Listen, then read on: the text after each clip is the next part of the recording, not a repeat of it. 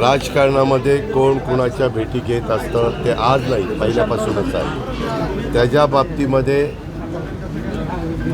शिवसेना, राष्ट्रवादी काँग्रेस किंवा भाजप या पक्षाच्या बद्दल इकडची उमेदवारी कुणाला मिळणार याची चाचपणी ज्यावेळेस एखाद्याने केली असेल त्यावेळेस एखाद्याला वाटत व्हायचं आहे इकडं आपल्याला तिकीट नाही मिळणार, मग तिकडं मिळेल का ह्या हेतूने पण काही जण गेले असतील.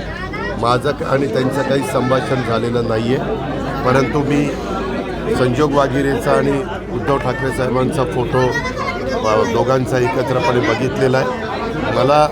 मी नंतर ते इथं आल्यानंतर त्यांना त्या बाबतीमध्ये विचारेन, परंतु प्रत्येकाला व्यक्तिस्वातंत्र्य, मतस्वातंत्र्य आणि जर अशा पद्धतीनं कुणाला घेऊन काही करणार असतील तर याचा अर्थ समोरच्या महाविकास आघाडीला उमेदवार पण नाही, म्हणून आता इकडचे वेगवेगळ्या भागातले उमेदवार घेण्याचा प्रयत्न चालला आहे का काय मला माहीत नाही. दादा, विधानसभामध्ये विरोधी पक्षनेते विजय वडेट्टीवारांनी पिंपरी चिंचवड महापालिकेत TDR घोटाळा झाल्याचं म्हटलं होतं. आपण या प्रकरणाची माहिती घेतली का? या प्रकरणाच्या बद्दल मी आयुक्ताला बोलून माहिती घेतली.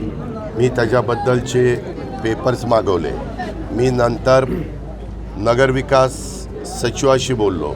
मी रिटायर झालेले काही अधिकारी माझ्या ओळखीचे असल्यामुळं त्यांनाही ती सगळी कागदपत्रं दाखवली.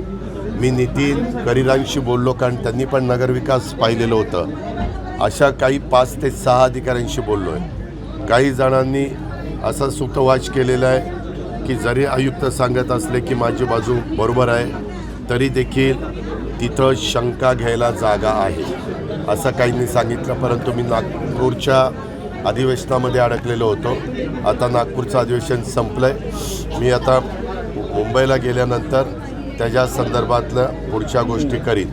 परंतु मला सचिव लोकांनी सांगितलं की दादा, या संदर्भामध्ये राज्य सरकारला ते झालेला निर्णय थांबवायचा देखील अधिकार आहे. त्यामुळे एकदा तिथं बसून नक्की काय झालं आहे काय नाही, कारण खूप मोठ्या प्रमाणावर TDR देण्याचं काम त्याच्यामध्ये झालेलं आहे असं वेगवेगळ्यांचं म्हणणं आहे.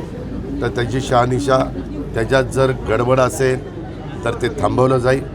जर त्याच्यात गडबड तर थांबवण्याचं काय कारण.